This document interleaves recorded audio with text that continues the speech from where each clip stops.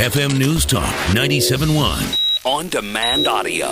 Well, this has been an interesting week. Joining me right now is my friend and New York Times bestselling author, the Biggs patriarch, Andrew Breitbart, who yesterday I get to North Carolina and I go to Breitbart TV and there's Andrew behind the podium owning mainstream media, which was so long in coming. Andrew, good afternoon.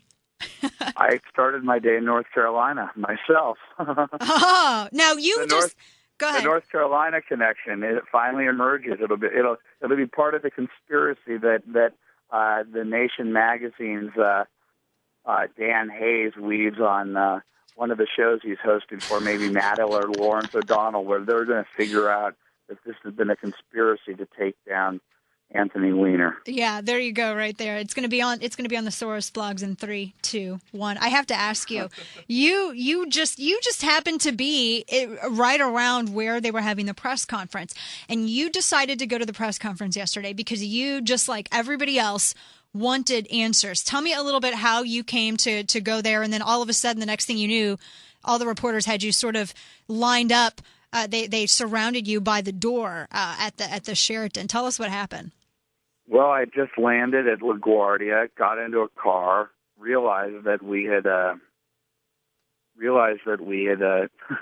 our strategy of releasing the photos and the story over the period of the morning had worked, because by the time I landed, I realized that the mainstream media had been paying attention to big government and big journalism, which had been doing the stories, and that they were addicted to where this story was heading next. And as I was heading towards my hotel in Times Square, Marcia Kramer, the reporter, one of the reporters that was leading the charge in the mainstream media, the CBS local person in New York who almost got arrested last week by Weiner's staff for going in to ask for an interview.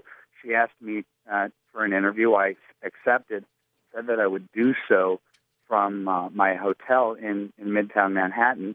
And when I got there, she wasn't there. I got a text. The text said, "Sorry, I had to bail. I'm going to the Weiner press conference." I said, "The Weiner press conference? Where's that?" And she said she had it in her text. It was at the Sheraton, which I had stayed at, I don't know, maybe a couple months ago. Like, wait, isn't that 4 blocks north and 1 block east? That's 5 blocks. Within my walking range. Uh-oh.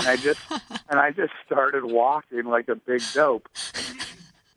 So you end up getting there, and then it came out that one of the reporters recognized you. They said something about it on Twitter, and then all of a sudden all the other reporters realized that you were there. They asked you to get up behind the podium and talk, and you essentially told them that they handled this entire thing wrong. Was it when you heard Anthony Weiner, because he finally, after he was asked like a million times, he apologized to you. Was that enough for you? Not for me. I don't care what Anthony Weiner thinks of me. Do you care? No, I mean, do you? Because you, everybody at the big sites, and you were. I mean, apparently we all have like elite hacker skills, and it was said like Joan Walsh, Salon, Howard Kurtz, all the Soros basement mamas bloggers, all of these people were saying that this was the people who always chide conservatives about conspiracies were saying that this was a big conspiracy and that conservatives coalesced to take down Anthony Weiner. Do you think that his apology was enough to put all of that at bay? Do you think it was enough for the fact that because I think that he stayed in the background because he thought that the media was going to come to his rescue? Yeah, absolutely. I mean, look, I've never done more media in my life. I did the Today Show. I did the Early Show. CNN. And, I'm doing O'Reilly tonight. And it's a media storm. And certainly a lot of people are being fair to me right now because they realize that there's some vindication here. What they won't do is go back and point fingers at the egregiously bad reporting that was done at MSNBC, at Salon, at Media Matters, at the Huffington Post, at The Nation, at least Dan Hayes of The Nation, and I think I said the Daily Cost, but you can always double down on saying how bad the Daily Cost is. Will there be repercussions for this bad reporting? I mean, all they ever do is say Breitbart lies, Breitbart lies, Breitbart lies, and they can't show me the lie. That was the highlight of the press conference for me, was when I said, okay, I see that you're questioning me and trying to challenge whether I'm telling the truth. I said, what have I ever lied about? The press just says, Breitbart lies, Breitbart lies. We've got a whole room of the press here. Does anybody want to challenge me on a single lie? One lie. Pure silence in a room of about 300 people, all reporters. All these people accept the premise that I'm a liar, but as set as a precedent through mass communication and propaganda by the very people that are my enemies that I'm constantly reporting. It's a self-fulfilling prophecy for them to be able to portray me in a way that they want to portray me is to turn me into being irrelevant. But the negative energy that they've given me has made it so that this moment happened. Had they not tried to destroy me, this moment wouldn't have happened. Where we're now getting comeuppance, not just me, but I think that all of the big sites and you and Mike Flynn and John Nolte and Peter Schweitzer were constantly under attack. I think that the blogosphere, people like Ace of Spades and Robert Stacey McCain, I think there's a lot of vindication in the new media and what's just happened.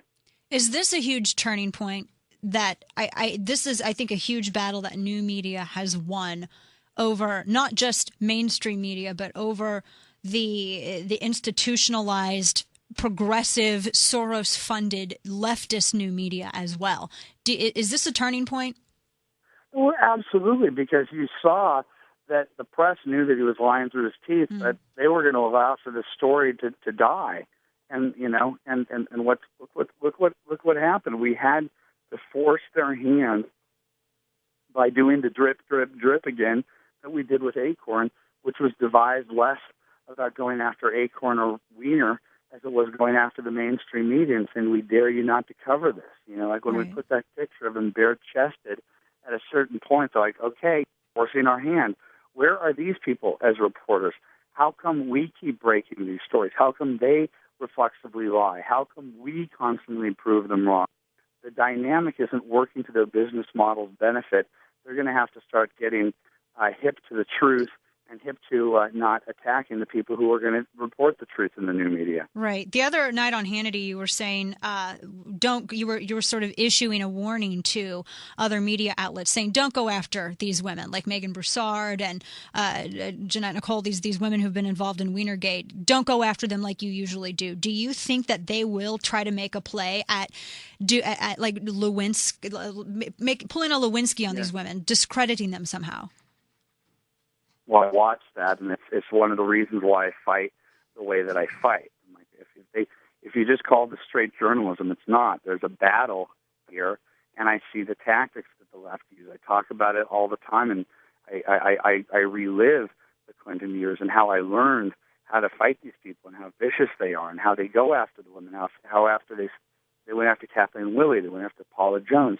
There wasn't a woman that a high-level person like James Carville wasn't willing to call them trailer trash, right? Or to sick a private detective on them and start leaking information so that they get the Sarah Palin treatment, so that they're dehumanized. And it's not that their courage withers; it's that it sends a message to other women and other whistleblowers not to come out of the closet because this too will happen to you. Right. And if Weiner decides to take this path, I have only one reflexive instinct, and that is to attack back. And I think he's already learned that when I do it, it doesn't feel good. No, it doesn't at all. Andrew Breitbart, author of Righteous Indignation, which is selling incredibly well. Big government, big journalism. Breitbart TV, big piece, big Hollywood. Andrew, much luck to you. Always a pleasure. Standing right there by you. Well, welcome back, and thanks for launching the first missile. Thanks. I appreciate it. We'll talk soon. Bye, Andrew. Okay, bye-bye. Take care.